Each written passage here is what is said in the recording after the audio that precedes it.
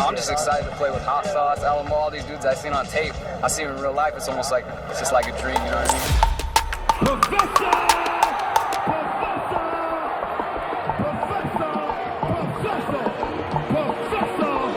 All right, Grayson, the professor, thank you for hopping on, man. I actually approach the game a little bit like, kind of like an artist. Creativity is doing things that are routine in a new and different way. His handles, trash.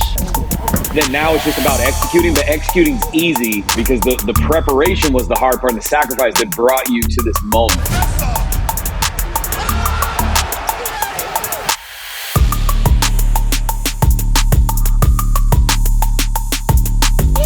Hey, everyone. Welcome to the podcast. This episode series is called The Doctor and the Nurse. Dr. Daniel Amen and I break down the highest performers in all different areas. He goes deep into the brain science. I interview on the actionable tools, and we put it together for the most incredible episodes to bring to you how you can perform at your highest level. Today, I'm talking with Grayson, the professor, on the topic of skill mastery. So let's dive in. Show of hands if you ever feel like you need to refocus during the day or recharge at night, and your mind is just running a marathon and you can't ever slow down. Everyone's hand should be up right now. Both of mine are. Meet Muse. Muse is a brain sensing headband that helps guide you into deeper meditation with real-time feedback. It translates your brain activity into the sounds of nature so you can, keep truly calm. Imagine meditation with a gentle guide to keep you on track. Now, whether you're new to mindfulness, that's okay, or a seasoned meditator, Muse can help you find your calm, build focus, and recharge. Pro athletes are using it, high-level business execs, anyone really who wants to take their game or life to the next level, and that's why you're listening here. So check out Muse. Visit choosemuse.com. Again, that's the word choose, the word muse together.com. All right, Grayson, the professor, thank you for hopping on, man. The doctor and the nurse. We are talking about skill mastery here. You have been a high-level performer in so many different areas. And I want to start off, just bringing us back to that moment. Let's think about that moment. You stepped on the court. It's the open run and one. This is your one shot. There's immense pressure on you, probably you're feeling. And how do you lean on your skill mastery on the basketball court to rise above any type of pressure or fears you have so that you're able to perform in that moment, obviously leading to worldwide superstardom?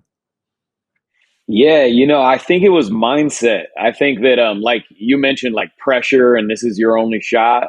My mindset was more on just like having a good time. So it was more like just like the fun of it, right? I put so much hard work and dedication into the game, like literally every day of my life in that season, that like, anytime I got to like perform, it was just fun. But also, for the audience that doesn't know, like I was just like a fan too before I got on A1, right? So I was excited about just going to watch my idols do their thing. That was kind of my mindset. And then the fact that there was a tryout, I was like, hey, there's nothing to lose. I might as well hop in this and do my thing. But I actually didn't think that I even had a shot at getting picked, which is what was so funny.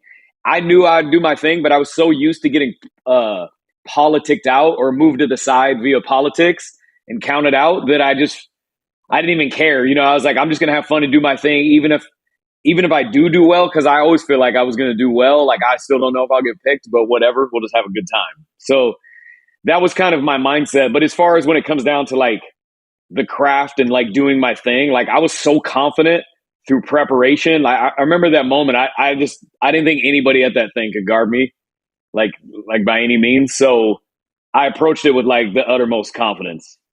Do you think that's part of what, like, when you get into the flow state, that state where you just, effortless effort, do you think it is based on, you said, hey, I was just out there to have fun. Like, you didn't feel pressure.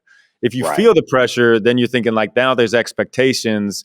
But like from your experience and being in flow state and being around so many great athletes, what do you think that is? You think it's just the freedom, having fun, and the confidence of all the work that you put into there? Or is there anything that you've done in particular to get you into that type of state?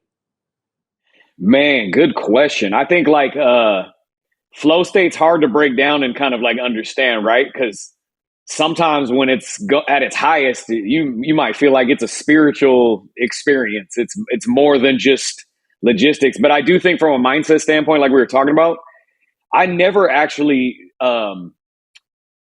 when I'm on the court, whether warming up or the game or after the game, I'm never really thinking like, oh, this is a high stakes moment. I got to do my thing right here. Like those thoughts more so would enter my mind like off the court, like thinking about something upcoming. When I'm in the moment, I think, yeah, kind of what you're saying. It's more about I'm enjoying the moment. I've worked so hard for this moment that I'm just confident in it.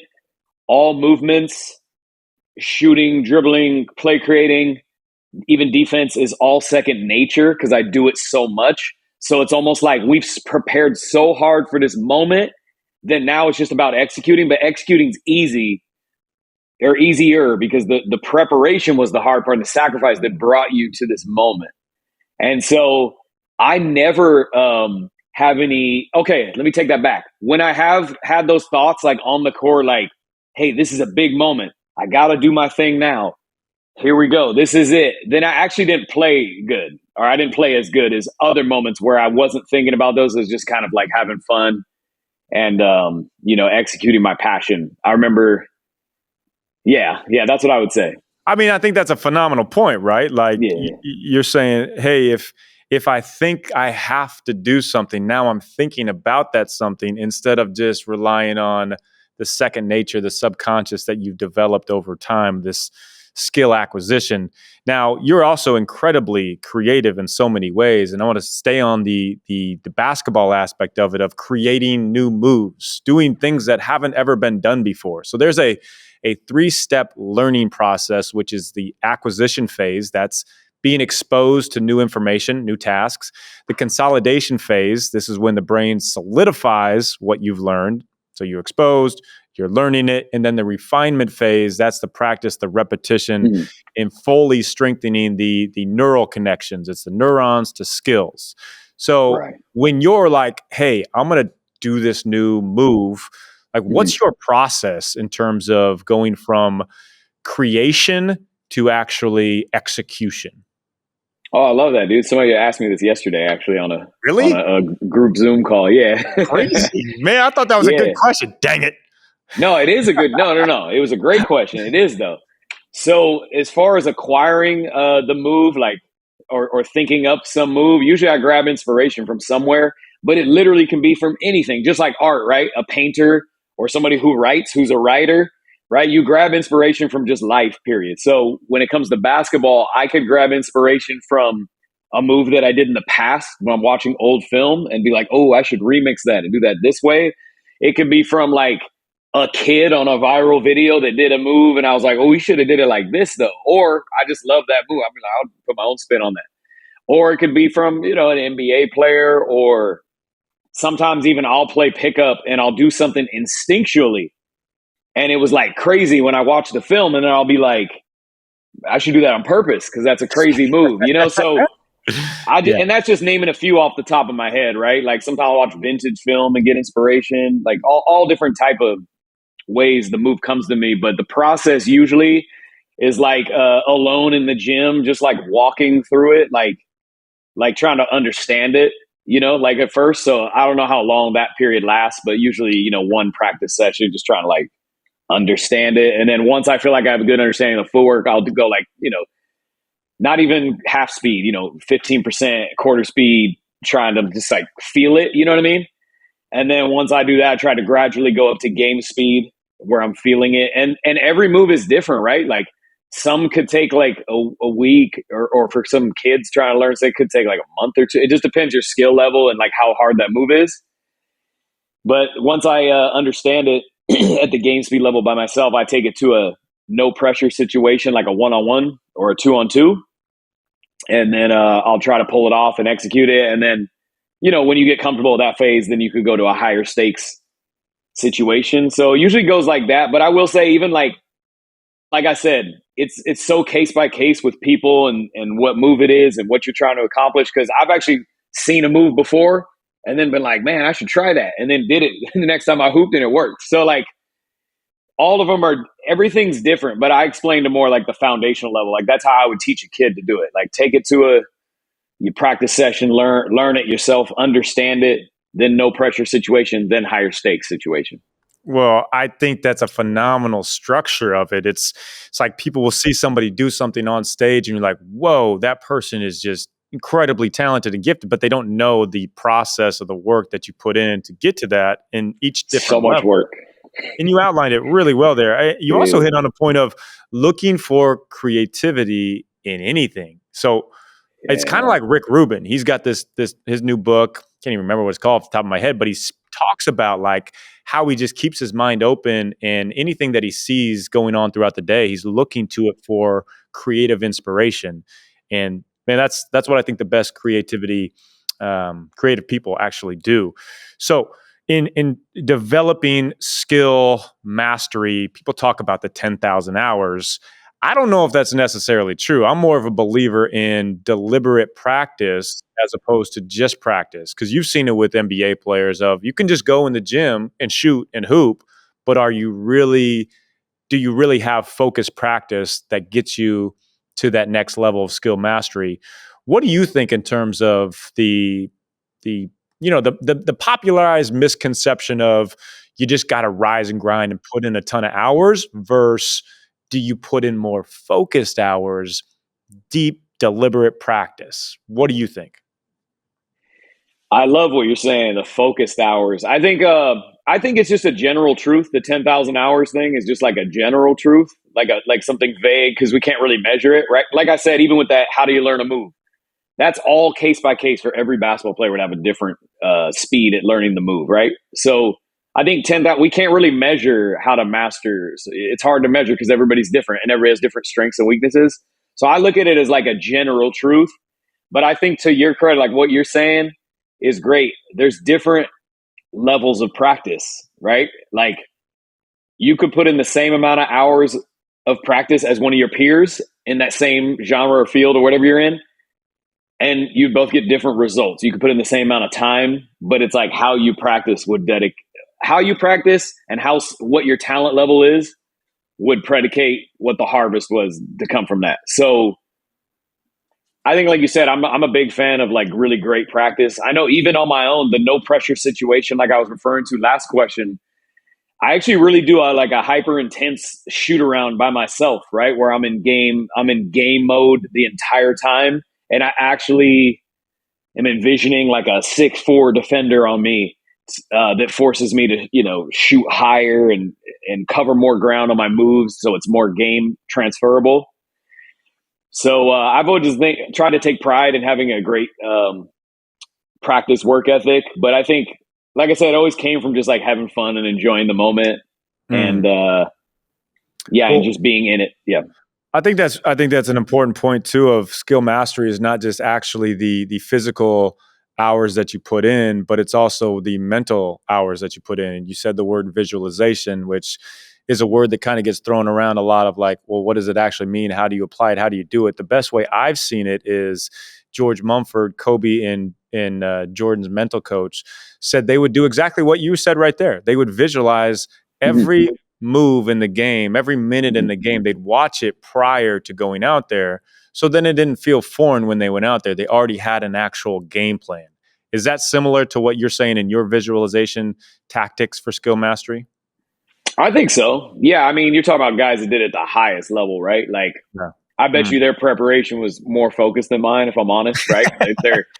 When I watch film because I have to review and edit. I don't really like break down my defenders and, my opponents and point out all their strengths and weaknesses. So that's probably like the most elite level of preparation going in. But yeah, I like to think so. I think like, even for me, like, doing one-on-ones a lot, like in live shows, like I'm always still getting better on putting on a better show. Like there's a lot of things I've learned over time that has to do with how you control the audience, which is like obviously within your play. So even that's a different level of something I'm thinking about now. It's more like how can I make this the greatest show experience for the audience while I'm actually just competing in a real game? So yeah, so all to say, I think we do it similar, just in a completely different genre with a little bit different aim. But yeah, I'd like to say, like in a one-on-one situation or even a two-on-two, I feel like I've seen every situation and worked on every situation, so that the game doesn't bring too many foreign situations to me.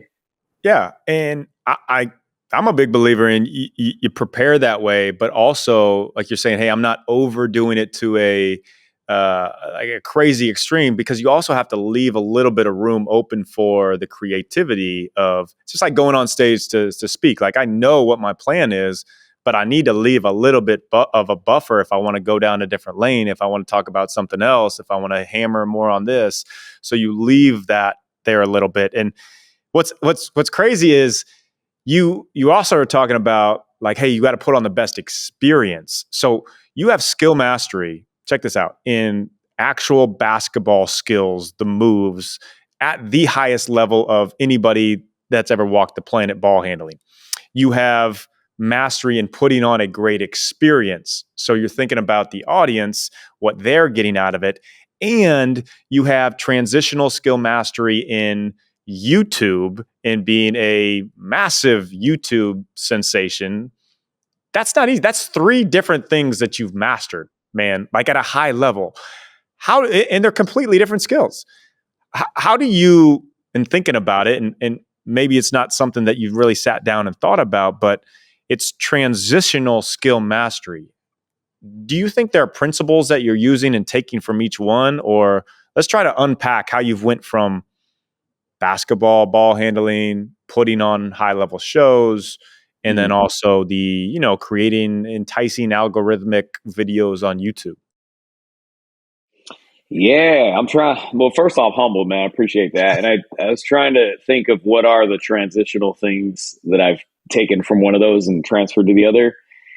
I actually approach the game a little bit like kind of like an artist, as opposed to where a traditional basketball player is more about like reps and sweat. You know what I mean? Like I kind of go off inspiration. So when I think of like a creative, like digital concept, it would kind of be based on what inspired me. Like last question, you were saying something about like people just experience life and they look for like art in life. But I more so just go off like what gives me like a really good feeling inside, or what inspires me, or what gives me goosebumps. That's Those good. are things I look out for. So I think even when it comes to a concept, right? When it comes to like a digital concept or even an edit, I try to edit it to where it inspires me. Like if I get goosebumps from it or get a really good fun feeling from it, then I feel like a good portion of the audience will too, right? I think that comes in like just being an artist or creation. Like if you're vibing to it a certain way, the odds are a big chunk of other people do. You might not know how many, but a lot of people will think like you. So yeah, I guess those are transferable things when it comes to like the content from the game, you know? I think so. I mean, I think like the greatest artists, they're not like marketing and artists are two different things, right? Like marketing, you're trying to sell a product, but the greatest artists, when you're fully yourself and when you're saying, hey, what gives me goosebumps when I'm watching this? And that's when you're in your highest state of performance development of the YouTube videos, when you're feeling it. And that feeling is contagious to others. I feel like most people get it the other way, the wrong way, right? Like they're just trying to, how can I get more views on this video? But your mindset is, how can I create the best artistic video, which then leads to views? Like that's a huge mindset shift. Is that something that you've actively thought about, or is that just who you are? At this moment, it's who I am, but I think I was just like grew into that because you're a hooper, right? So we all started as traditional basketball players, and we love the sport of it. You get your reps in and you compete hard, and you're going for championships and victories, and like that's a blast, and I love that too.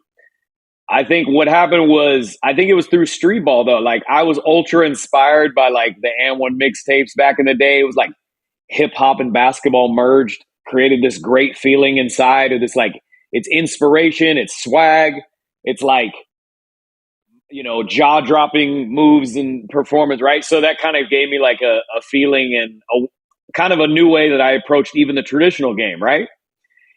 And then I went through and one, and that was all about competing really hard, but also having to put on a show, right? So this is kind of like molding me for current day.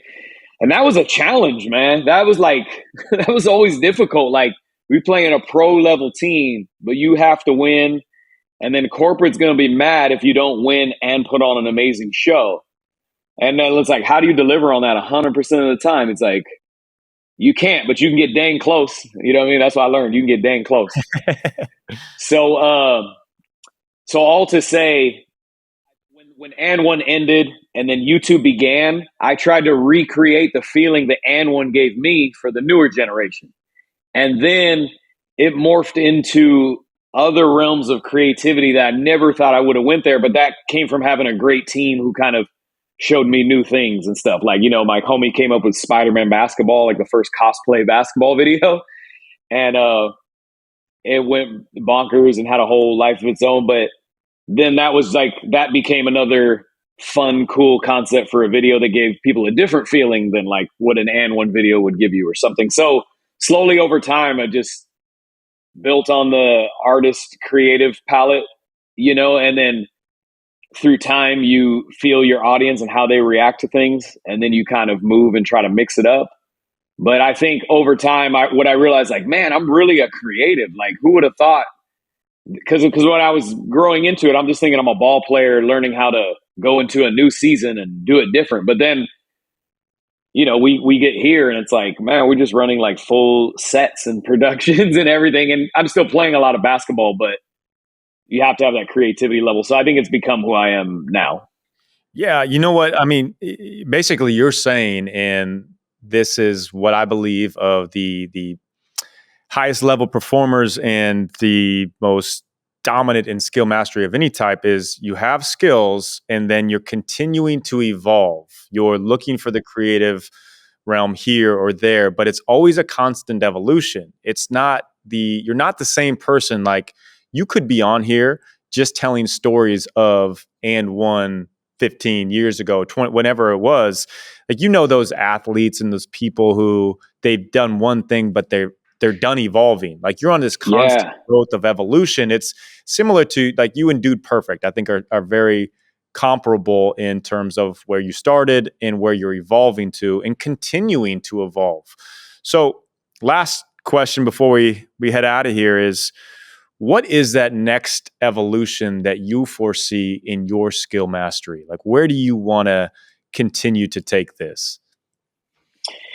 Yeah, I think the next season for me would be to try to expand beyond YouTube. And you know this, you and I are working on some things outside of this as friends and partners, but trying to expand. I think like the acting world has always been something that was intriguing to me. I moved to LA to be a lead in a movie that never got released, and I learned a lot from that, but I never fully intentionally stepped into acting. It was just like something that always came across my plate, like an opportunity to always come every year, every couple of years. And I've done like, I don't know how many commercials I've been in, right? Yeah. And then YouTube is camera comfortability just by default, and a lot of like artistic, innovation put into that. So I feel like expanding in entertainment is kind of my next season, at least putting one foot over into that. And also, starting different businesses outside of YouTube. Like, YouTube and basketball is like my main, superpower, main thing, but just trying to expand from there. I think for so long, you even touched on it, right? Like it takes a lot out of you doing what I do, right? Because it's like hard mental creative work and then hard, deep focused physical work, both. And most people just do one or the other. So it's always taken a lot out of me just to make great content on all social platforms. But now I'm in a season where I'm going to keep that going, but try to put a foot elsewhere into, hopefully entertainment could be a mainstay, but, even other businesses aside from that. So I started Crossed Up University. That's teaching the game. It's like basically my university for teaching the game. So we even did a soft launch, version of that, but I'm going to be evolving that to more facets. But yeah, that's what it looks like right now. I think I'm also continuing to figure out what the next season looks like. I don't actually have my 10-year completely mapped out, but I have a bunch of goals and a few projects I'm working on. So I'm excited to see what the next level of mastery looks like. I think it totally is, though. Like if you're looking at your past evolution to where you are now you are developing these skills of you're on camera a lot. So you know how to entertain, you know what hits. Like entertainment in the movie industry, I think that is the next evolution. It's such an interesting thing of like when you are known as someone who you are now, it's hard for people to see you as someone who you're going to be until you become that person. And then everybody's like, oh, you used to be this person. But it's just, so I think it's really brave too, to be like, hey, that's what I'm going to do and own it like you do. And this is why I love you and Jason. this is why I love you and Jason, because you can foresee that totally. On different ventures we're working on. But yeah, it is an interesting season, right? Like they can't view you a different way until you just show them, and it is like a ballsy, put it all on the line move to do something different and possibly fail, but like it could go great and be your next season.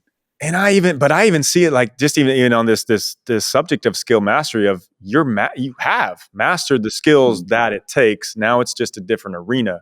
It's like when I used to do basketball camps for years and years and years, then I stepped into the speaking arena.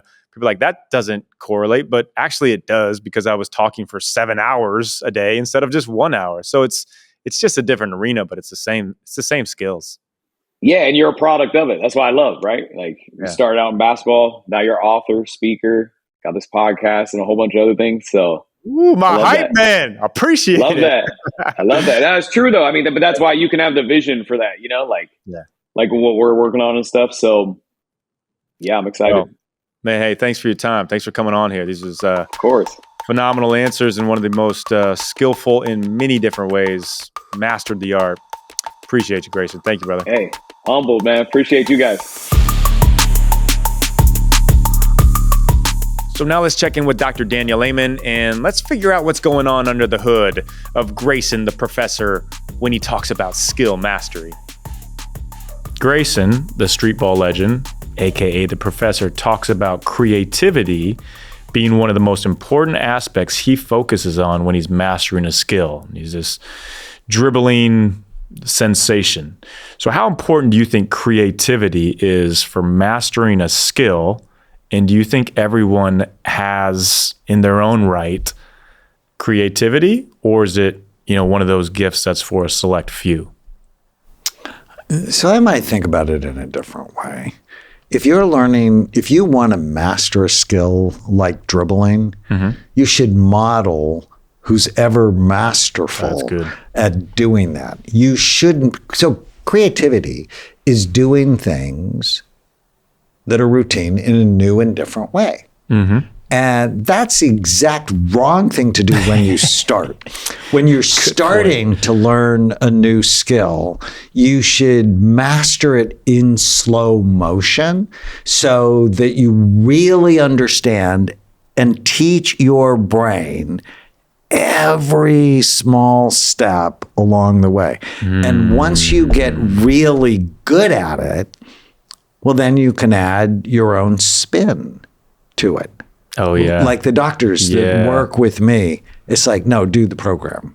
Right. Do it just like I teach you to do it until you're good at it. And then add your own creativity. That's a good point. But if you start going, no, I don't want to do it that way. I want to do it this way. Yeah. Then you're not going to really learn the skill. Yeah. You see it in everybody sees that finished product and I want to do it like that. But that person who has that finished product repped it out in slow motion, hours and hours and hours. Do you think everybody has creativity in them? Because I feel like a lot of people would just say, well, I'm not a creative person. Do you think that's just a negative, I think it's a negative mindset that was probably beaten into them at some point. Yeah.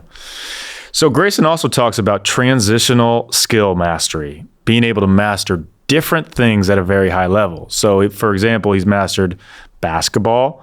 He in-person shows, he did big tours, the YouTube business, he's a sensation on YouTube, 3 different areas.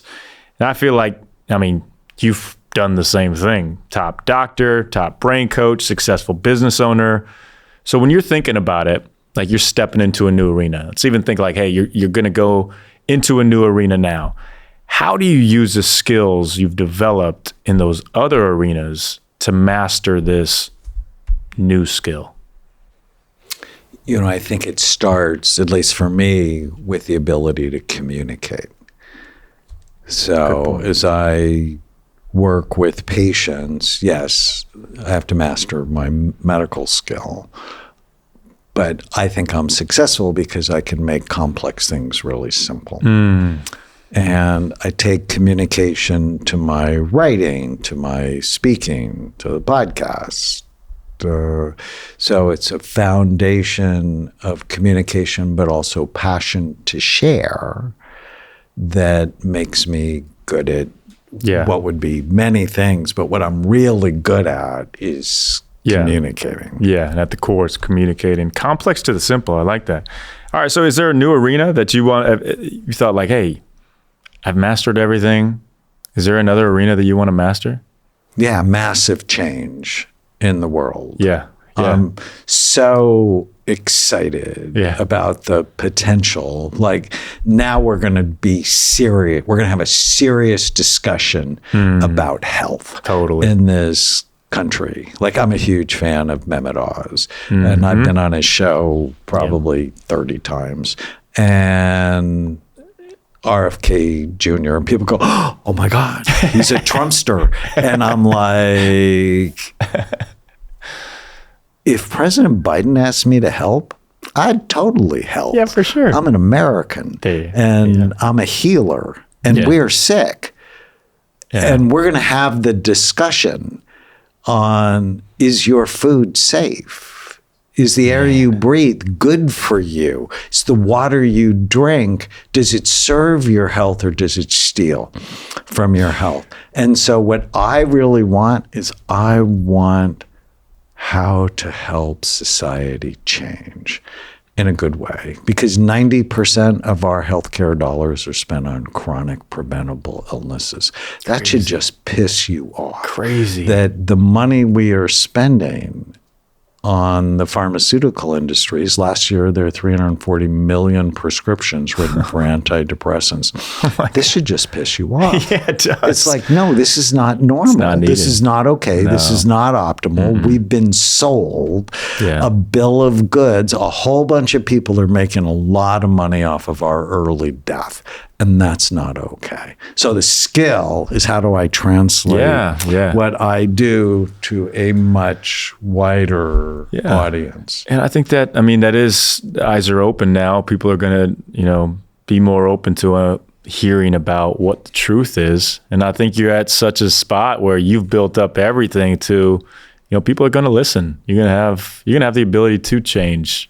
Yeah. And I would just hate it if, because someone hates Trump, that they hate the message of, should we at least question our health? Right? The more rational thing is, does society work for me?